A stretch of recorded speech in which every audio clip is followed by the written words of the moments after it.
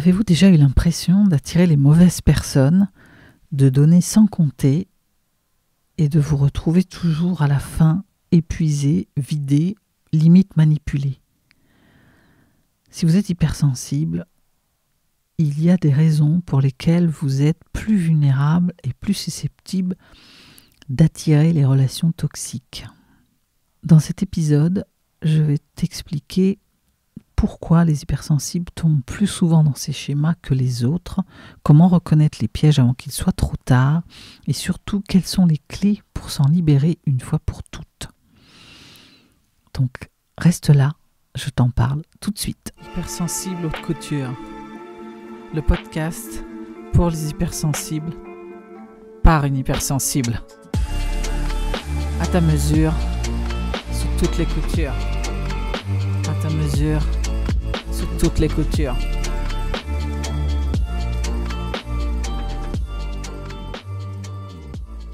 Pourquoi nous, les hypersensibles, sommes-nous particulièrement touchés par les relations toxiques ?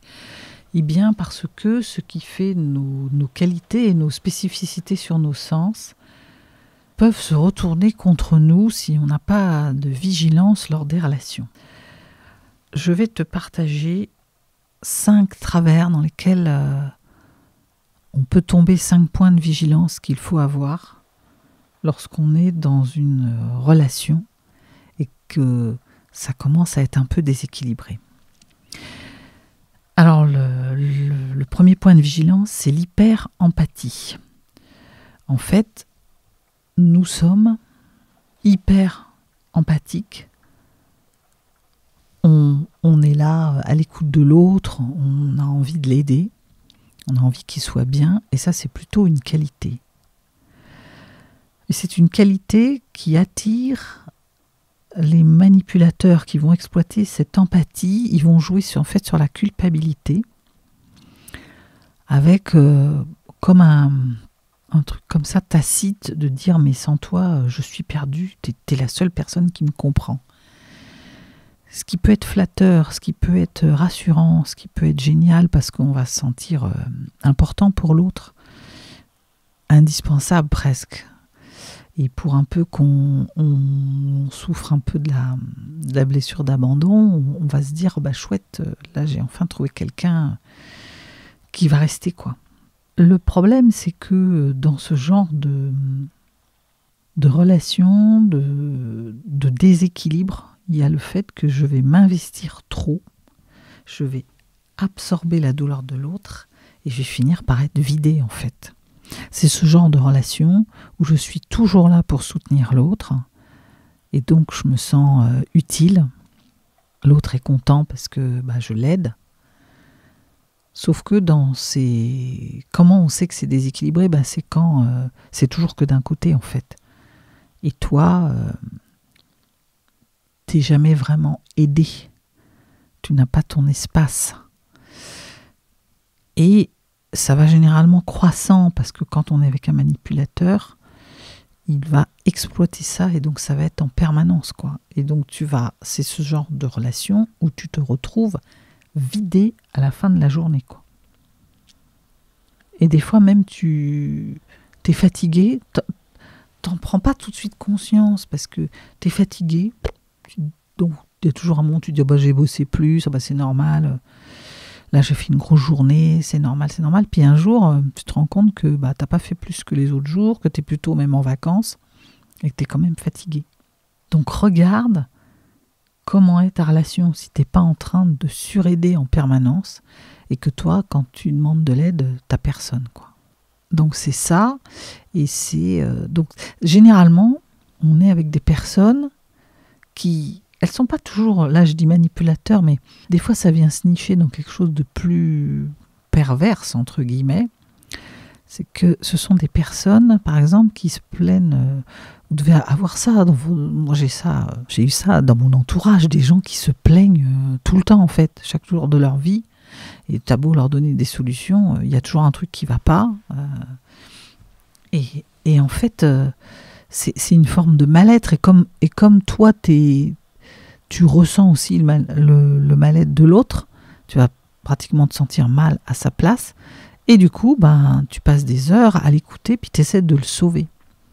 Or, en fait, le risque aussi, c'est que à vouloir le sauver, tu vas tomber avec lui, quoi. Donc là, il y a quelque chose de l'ordre de... La clé, là, c'est de prendre conscience déjà que vous êtes dans une relation, tu es dans une relation déséquilibrée. Je suis désolée, des fois, entre le vous et le tu, je ne sais plus. Je vais faire ce qui est le plus naturel. Voilà, je fais comme si vous étiez à côté de moi et que je vous parle, donc c'est le tu. Donc c'est déjà prendre conscience qu'il y a un déséquilibre. Donc tu es fatigué, regarde combien de fois tu as aidé, qui t'a vu cette semaine, combien de personnes t'as aidé, et puis toi, à quel moment tu as eu de la ressource, tu as pu te poser et quelqu'un est venu t'aider. Cette personne que tu écoutes tous les jours, est-ce qu'il y a un moment où elle t'aide? Et si elle t'aide pas, pour court-circuiter, il y a peut-être se mettre comme un filtre émotionnel, quoi. Se mettre un espèce de bouclier invisible, là. Moi, je parle souvent de la bulle, un truc qui vous protège. Donc, c'est un espace où l'autre ne rentre pas. Et donc, ça va vous permettre de prendre une distance et de ne pas vous laisser pomper l'énergie, de comprendre que les problèmes sont chez l'autre, l'émotionnel est chez l'autre, ça n'est pas le vôtre, même si vous le comprenez, même si vous êtes avec. Et puisque ce n'est pas mon énergie, du coup je peux être un peu plus en distance, avoir de l'empathie, mais ne pas m'impliquer trop. Et la façon de ne pas trop s'impliquer, c'est de remettre la responsabilité sur l'autre, sur qu'est-ce que tu vas faire comme action en fait. Je comprends que ce soit difficile pour toi, qu'est-ce que tu comptes faire pour aller mieux? Ce qui implique que vous n'allez pas écouter et prendre et vous laisser aspirer par les problèmes de l'autre. Voilà pour l'hyper-empathie. Alors, deuxième travers, faille, vigilance, point de vigilance, c'est la difficulté à poser ses limites. En tant qu'hypersensible, on a souvent du mal à dire non. Parce que dire non, c'est refuser d'aider l'autre, et l'autre passe souvent avant moi. Donc, à chaque fois que quelqu'un va venir te demander de l'aide, ben, tu vas te précipiter. En fait, tu ne sauras pas refuser. Et le problème de ça, c'est que tu ne sauras pas refuser jusqu'à... même des fois, moi, je me suis vue déplacer des choses, quelque chose qui était important, le mettre après pour pouvoir aider. Et donc, tu passes toujours, l'autre passe toujours avant. 2, toi, tu déséquilibres. En fait, ça a des impacts sur... ça peut avoir des impacts dans ta vie privée, ça a des impacts dans ton boulot, ça a des impacts de manière concrète sur des choses que tu avais prévu de faire et que tu ne fais pas, en fait, que tu repousses tout le temps. Ça veut dire aussi qu'il y a des besoins, parce qu'ils sont plus ou moins conscients, mais que tu ne t'écoutes pas et qu'il y a des besoins chez toi qui ne sont pas comblés. Et dans la toxicité, face à une personne toxique, ça va être vraiment un nid et un terreau facile et fertile pour la personne en face, pour profiter, pour imposer ses propres besoins. C'est-à-dire qu'elle va toujours se faire passer en premier. Il y aura toujours une bonne raison pour que tu l'aides et que tu passes après, en fait. Et toi, tu ne seras jamais écouté en retour. Donc tu vas écouter, tu vas réconforter, tu vas finir par être vidé, tu vas t'oublier et tu vas t'épuiser, en fait. Donc là, l'idée, c'est de vraiment apprendre à dire non. Donc il y a des façons de faire ça, hein. Il y a des techniques pour apprendre à dire non en expliquant vraiment ce qui pose problème, en quoi ça pose problème, et de demander à l'autre de trouver une solution commune qui pourrait faire qu'on soit satisfait les deux, quoi. Et vraiment de s'entraîner à ça, quoi, hein. C'est une amie vient te voir, elle est débordée sur un projet, mais toi t'en as un à sortir pour demain, c'est non, quoi. Donc dans la mauvaise réaction, on dit oui parce qu'on a peur de la blesser. On fait d'abord son truc et puis après, nous, on se retrouve jusqu'à 2 heures du mat à faire le truc ou à rendre un truc pourri parce que on l'a bâclé. Donc là, ça va être de fermement dire bah non, là, je peux pas, quoi. Cette semaine, je peux pas. Et le travers dans lequel on va tomber quand on ne sait pas bien dire non, c'est qu'on va justifier derrière. Tu comprends parce que voilà, j'ai un problème, mais on va aller chercher des tas de raisons pour justement étayer le fait qu'on dise non. Et face à une personne toxique en face, il va le repérer et voir que tu n'es pas sûr. Et il va rentrer dans tes failles, en fait. Donc là, l'idée, c'est vraiment d'être ferme. Je ne peux pas, là, il faut... voilà. Je peux pas cette semaine. Et si la personne insiste, c'est de dire, je comprends que ce soit important pour toi, mais là, il faut que tu trouves quelqu'un d'autre, parce que moi, je peux pas. Je dois faire passer ça avant. Voilà. Et ça, c'est une manière d'affirmer tes besoins, et surtout sans culpabilité. Dès qu'on commence à être en justification, c'est qu'on n'est pas sûr, on se culpabilise. Et en face, alors avec une personne bien intentionnée, elle va quand même du coup un peu voir que tu n'es pas très à l'aise, donc ça va la pousser à peut-être insister un peu, mais face à quelqu'un de toxique, il va vraiment rentrer dans cette faille-là, quoi. Voilà. Alors après, l'autre point de vigilance, une de nos faiblesses, c'est ce besoin permanent de validation. C'est-à-dire qu'on a toujours besoin de la validation, de la confirmation de l'autre pour dire que ce qu'on fait, ce qu'on a produit, la décision qu'on va prendre, la personne qu'on a choisie, elle est bien. On a pris la bonne décision. Voilà. Parce qu'on doute. Souvent, on n'est pas trop sûr de nous et donc on a un besoin, on cherche à être rassuré en permanence, quoi. Donc face à quelqu'un de toxique en face, eh bien, il va utiliser ce besoin d'être rassuré pour prendre le pouvoir, en fait, et dire, voilà, tu vois, quelque part, heureusement que je suis là pour t'aider à voir la réalité.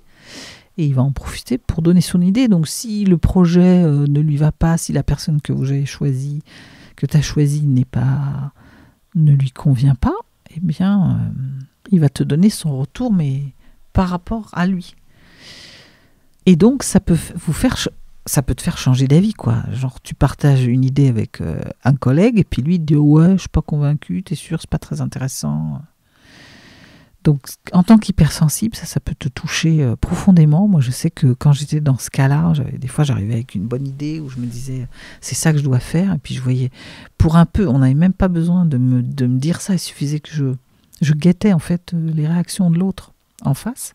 Il suffisait qu'il n'y ait pas un enthousiasme débordant. Et je me disais, c'est pas une bonne idée.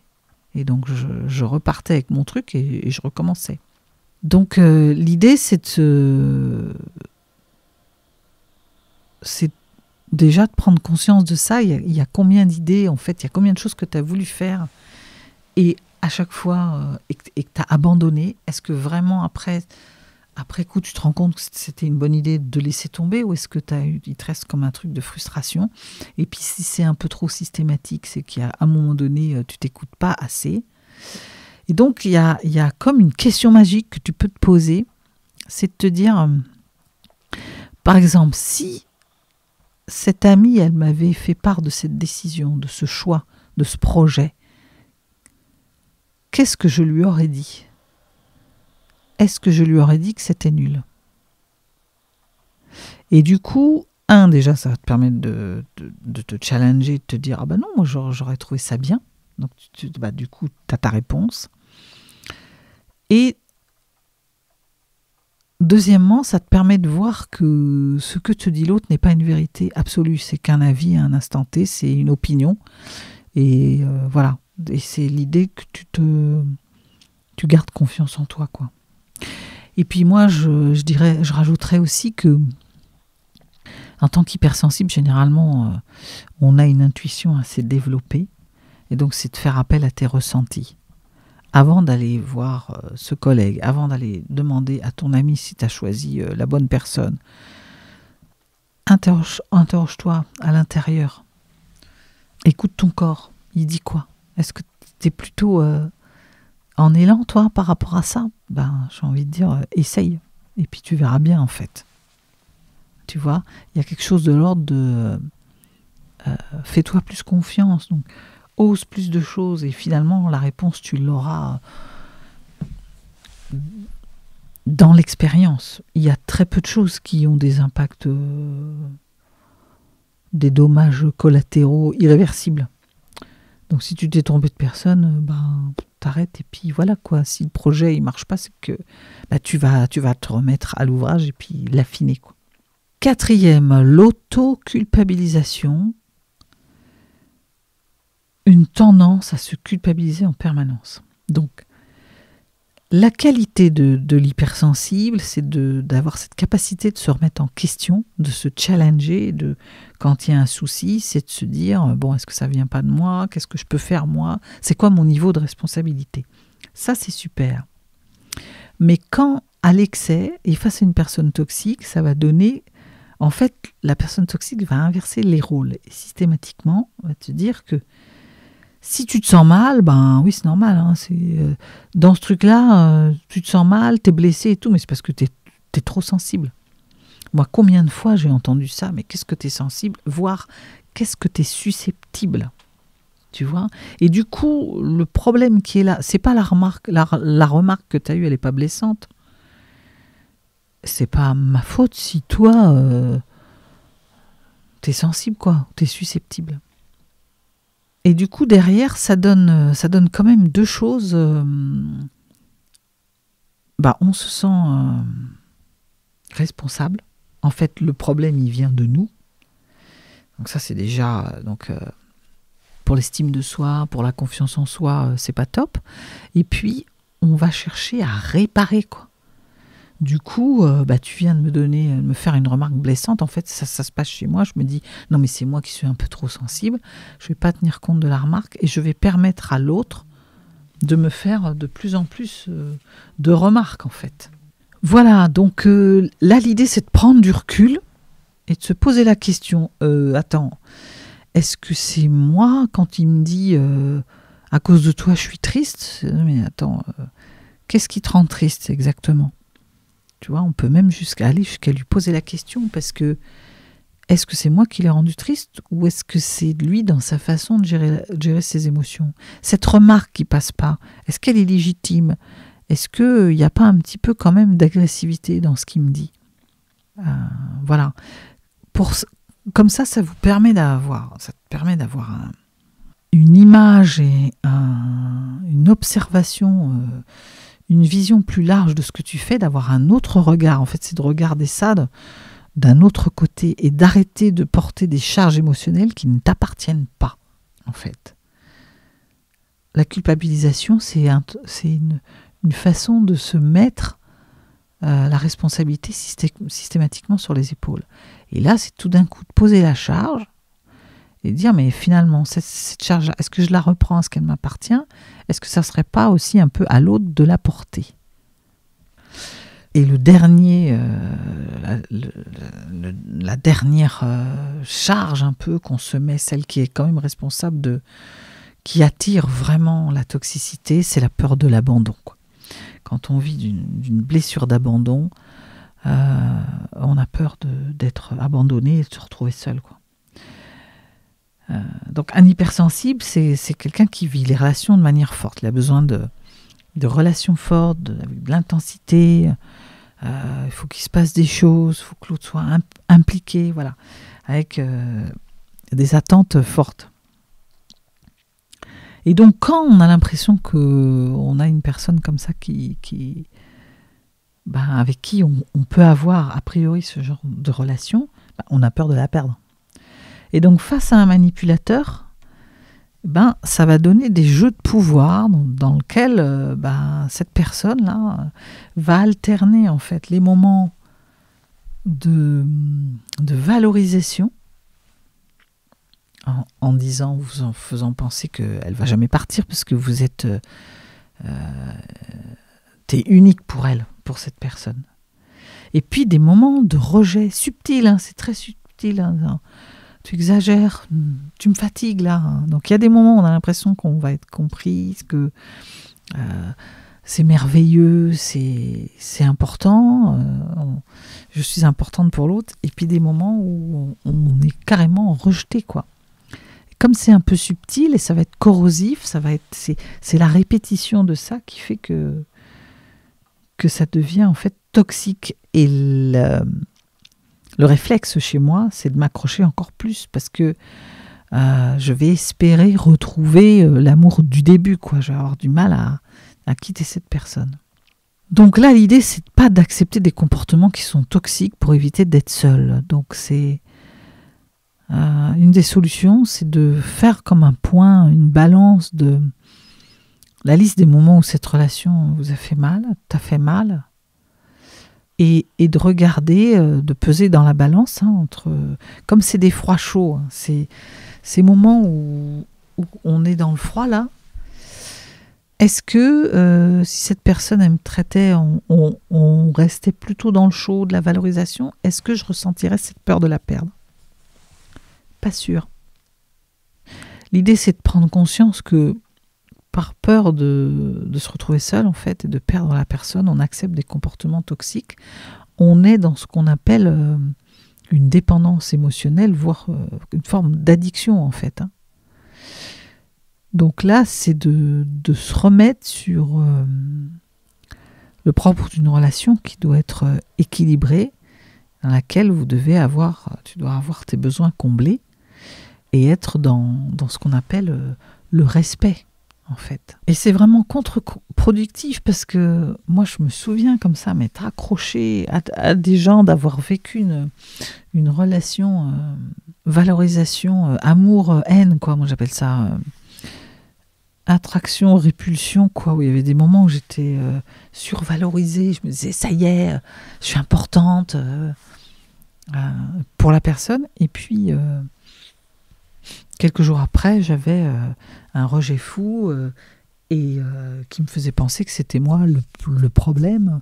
Et ça alimentait vraiment cette peur de perdre la personne parce que je m'accrochais au moment de valorisation. Je me disais, oui, mais on est quand même fait pour être ensemble, ça marche bien, je suis importante pour lui, tu vois, ou pour elle. Et puis, alors qu'en fait... et donc j'oubliais les autres et ça créait vraiment une addiction dans laquelle j'étais en plus de plus en plus mal. Et en fait, le truc, c'est que plus t'es mal, plus t'as envie de rester, quoi. Plus tu t'accroches, en fait. Parce que tu as la mémoire de quand ça va bien. Donc là, il y a vraiment une espèce d'une addiction. Ça devient une addiction. Et l'importance de sortir de là, c'est que quand tu as quitté et que tu es sorti de ce cercle vicieux, tu te rends compte, alors pas au début, mais au bout d'un moment, que tu es mieux finalement. Donc, tu es peut-être seul, mais tu es mieux. Donc l'idée, c'est de se dire que on a des forces en nous. L'empathie, c'est un atout. Mais dès lors qu'il est canalisé, pas la surempathie devient un problème. Et on devient la proie des personnes qui souhaitent prendre le pouvoir, quoi. L'affirmation de soi, ça s'apprend et ça change tout. Savoir poser mes limites, avoir une estimation de moi suffisamment importante pour savoir quand une limite est dépassée et savoir les remettre. Et l'auto-validation, c'est vraiment aussi une clé d'indépendance émotionnelle, c'est-à-dire que je suis capable d'évaluer quel est le déséquilibre, à quel moment, et comment c'est pas normal, quoi. Ça me fait du mal. Voilà, donc moi j'ai envie de te dire, on a des super pouvoirs, mais on a qui peuvent se retourner contre nous, en fait. Donc l'idée, c'est de faire attention à l'empathie. L'empathie s'arrête là où l'autre profite il me vide émotionnellement. Voilà, moi je dis toujours, face à une relation toxique, comment est-ce qu'on repère quand je suis vidée à chaque relation, quand tout d'un coup je m'épuise parce que ma jauge est en bas parce que c'est un peu trop systématique, parce que je me sens seule au milieu d'une relation aussi, mes besoins ne sont pas comblés parce que je m'occupe toujours de l'autre en premier. Et quand j'ai tellement peur d'être quittée que j'en arrive à faire un peu n'importe quoi et je vois plus que l'autre profite, quoi. Voilà, donc tu peux reprendre le pouvoir. Ça t'appartient de déjà, repérer, prendre conscience, voir où est-ce que tu en es, dans quel cas, si tu t'es retrouvé un peu, tu as ressenti un écho ou même un petit doute de te dire, tiens, est-ce que je ne serais pas un peu là, ou carrément un déclic, c'est déjà bien parce que c'est une première prise de conscience et après on s'en occupe, quoi, parce que c'est prendre soin de soi en fait, et de sa jauge, c'est prendre soin de ses émotions et prendre soin de son énergie. Alors c'est pas simple, une relation toxique, ça se repère pas toujours facilement parce que en fait quand on le repère, c'est ça s'installe en fait subtilement, hein, j'ai envie de dire au début, puis après ça sent que c'est par répétition. C'est pas le une ou deux fois qui est gênant, c'est le fait que ça se répète et que c'est en déséquilibre permanent. Donc c'est d'écouter cette petite voix intérieure qui te dit non, il y a quelque chose qui va pas, quoi, là, il y a un signal d'alerte, pardon. Donc l'idée c'est de toujours se poser la question finalement, est-ce que je me sens libre dans cette relation? Est-ce que je peux être moi-même sans crainte? Est-ce que je suis écoutée? Est-ce que j'ai le retour de ce que je donne? Ou est-ce que je suis constamment en train de m'adapter, de me justifier, de marcher sur des œufs pour dire quelque chose, ou de donner en permanence, quoi. Voilà, donc moi je t'invite à ne jamais plus laisser personne à définir ta valeur. Tout le monde mérite des relations saines, où on est respecté et comprise. Voilà, j'espère que ça t'aura éclairé sur en quoi les hypersensibles sont plus sujets à attirer, à se retrouver dans des relations toxiques, et d'avoir eu quelques clés. Voilà, si tu veux aller plus loin dans cette réflexion, je t'invite à aller écouter des vidéos sur ma chaîne, d'écouter d'autres épisodes parce que j'ai traité de ce sujet dans tous les sens sur ma chaîne, donc sur le podcast aussi, sur ma chaîne. Et puis je vais faire un live là-dessus. Alors soit tu auras déjà écouté l'épisode avant, je t'invite à venir directement, comme ça tu pourras poser tes questions. Ou alors de regarder le replay qui sera mis sur ma chaîne pour avoir d'autres clés de compréhension et d'action. Voilà, je te remercie de m'avoir écouté. J'en profite pour remercier tous ceux qui me suivent maintenant régulièrement, ceux qui me partagent, ceux et celles qui me partagent qui me font en commentaire leur cas, où est-ce qu'ils en sont, Je vous remercie aussi de votre confiance.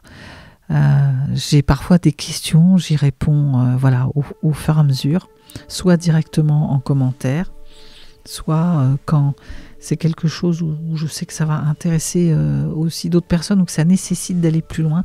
Je fais même carrément une vidéo sur le sujet ou un épisode.